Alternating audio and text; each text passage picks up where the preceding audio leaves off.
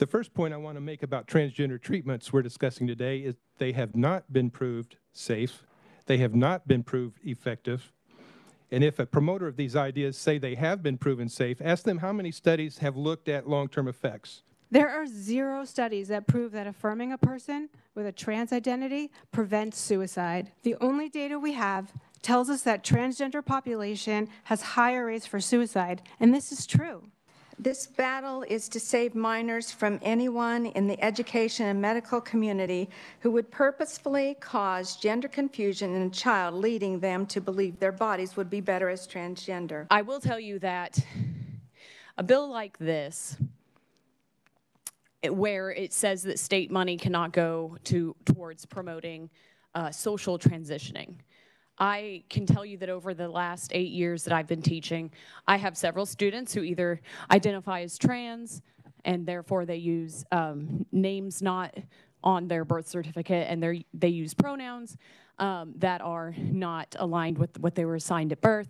And in order for me to be a teacher, I feel like it is very important for me to create an atmosphere that my kids feel comfortable in, and part of that is using the pronouns that they wish and the names that they wish. House Bill 2791 enacts the Forbidding Abusive Child Transitions Act to prohibit healthcare providers from treating a child whose gender identity is inconsistent with the child's sex, authorizes civil causes of action against healthcare providers for providing that treatment, restricts the use of state funds to promote gender transitioning, prohibits professional liability insurance from covering damages for healthcare providers related to those gender transition treatments, and authorizes professional discipline against healthcare providers who perform treatments. Section 1 sets out the name of the bill, and sections 1 through 7 as the Forbidding Abusive Child Transitions Act, and defines terms used in the bill. Section 2 would prohibit the use of state funds to pay for, subsidize, or promote social transitioning, medication, or surgery for a child whose perceived sex or gender is inconsistent with such child's sex. Transgender treatments manipulate or destroy tissue or flesh in otherwise healthy bodies to treat mental problems. For the sake of comparison, I'd like to draw attention to another historical practice, the practice of lobotomy that was part of the mainstream care in its heyday.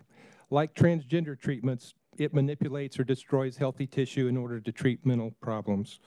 When I say lobotomy was mainstream, I mean the guy who developed it got the Nobel Prize for medicine, and tens of thousands of Americans had lobotomies in 1940s and 1950s. And looking back on this discredited practice, we can see that there was a groupthink that developed from among the lobotomists, and the experts decided it was the right thing to do, so people followed the experts and went along. Hi, I'm Marceline Dover. I've been a teacher in Wichita at North High School for almost 9 years now, and I try to love everybody that comes into my classroom. I try to make every student feel loved, feel accepted, and that's probably the primary motivation that keeps me teaching. I feel like it is very important for me to create an atmosphere that my kids feel comfortable in, and part of that is using the pronouns that they wish and the names that they wish. And if I have to worry about my job and being sued for, I don't think that, as far as the medical thing goes, this is not the same, but I don't think that teachers would be comfortable, and we already have a problem filling teacher jobs, and if this is just one more roadblock that, you know, we can't love our students and treat our students the way that we know that they deserve to be treated, then I don't know. It's a very sad time to see things like this, where a medical professional and a family, and I mean, the students that I have, I teach high school. We don't have a high population of students that are trans and non-binary, and I'll tell you that the most of them are not seeking any medical treatments right now, and it's primarily just being able to accept them into the classroom as somebody else who doesn't have those difficulties would be treated. Thank you. So when you were talking about, you know, the students that decide to be called a different name or identify a different sex, etc., you inform the parents that this is occurring at school? it's not always safe to do so, and something that I've been taught by the therapists that I work with at my school, the counselors, is that if it becomes a pertinent question where they're actually asking about it, then it is important. But if I'm not going to risk a child's life by outing them to their parents may have beliefs that go against what their child is doing, and I'm not the one promoting that student's transition. They're taking charge of their own transition.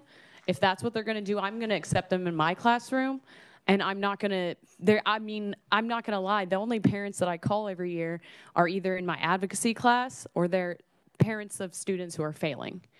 So an average good student who is doing well in my classes, I don't typically have time to reach out to their parents to just say, good job, your kid's doing great. So I don't see why I would go out of my way to make contact with parents to say, oh, by the way, did you know Johnny is going by Susie nowadays? That's not, if that's something the parent isn't aware of, that's not my business. And you don't think that that has the possibility of creating some mental health confusion for the child and their relationship with their parents? I think their parents' refusal to accept their children for who they are is the bigger issue for their mental health. But you don't know if the parents are refusing to accept their children, do you? I mean, I don't know if most of my parents are even aware of whether their students do homework or not. Like I said, I have over 150 students. I'm not contacting every single parent for any small thing on a regular basis. If a kid is failing my class, that's the only reason that my contract dictates that I needed to speak to the parents. And if they're not coming to parent-teacher conferences, then I have no contact with them. So I assume that they're either accepted or not accepted. That's not something I have any evidence for either way. Well, I think that it's wrong. And I would want my student, if I was a parent, I would want my children to go to school where the teacher accepts them for who they are. well, it's not about accepting. I mean, if the parents are aware of it and the child wants to come there and be identified as however, I mean, that's fine. That's their right, and I'm not denying that. I think parents not knowing what's going on, and I've heard the discussion that, well, this will put children at risk. Well, we have recourse for that. You know, parents are not allowed to beat their children, abuse their kids, or neglect their kids. But they do. They still do. Okay, do not talk over the top of me, please. Because if you're talking, you're not listening. And I will not talk over the top of you, okay? We have consequences for that. The parents will then lose their children, and then they can go into a safe foster care home. When I say no noise, I mean that. This hearing can end right now.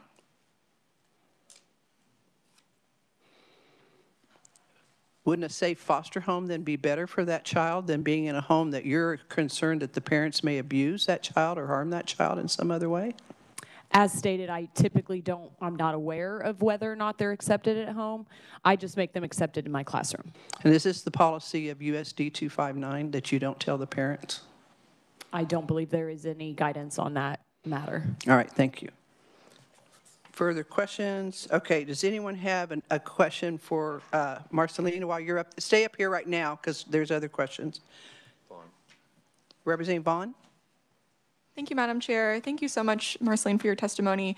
You mentioned that you have, in the past, had trans or non-binary students, and I'm wondering, how did it impact them when you positively affirmed their identity? What was that experience from your view? It reminded, I'm so sorry for speaking. Yeah, how did that impact them when they received that positive affirmation? I also have students who identify with a different name that does still align to their sex assigned at birth. I have boys who go by different boy names, girls who go by different girl names, and similarly, I feel like they're more comfortable in my class. They're more willing to open up and talk about their day. It's just a matter of making the room more comfortable for them. Thank you. All right, and if you'll stand there, we've got Representative Barth. I believe you have a question. Yes, thank you, Madam Chair. Marceline, question for you. Being a teacher in the classroom, you made a statement that you said most kids aren't receiving medical transitioning care. How do you know that? some of the students that I have known who have transitioned will open up about what they feel about hormone therapy and puberty blockers, and oftentimes they'll confide in me that they're not on those and that they're scared of those and they don't know how to even go about getting on those. And I do not see, I mean, in a school of 2,200 students, it just isn't, I mean, I feel like there's a lot being done here to make this seem like it's a really big issue, and there's so many kids who are on hormones and they're seeking surgeries and things like that. And I think that's a little bit overblown. I don't see that it's as big of a threat to, I mean, most of you guys I don't assume would have ties to that anyway, but I just think that it's a little overblown. I have one follow-up question too. I assume you're not the parent of any of these kids that are in your classroom. So far, I'm not sure what you teach. Are you teaching a psychology class or a medical class? I teach physical science. Physics. Okay, thank you.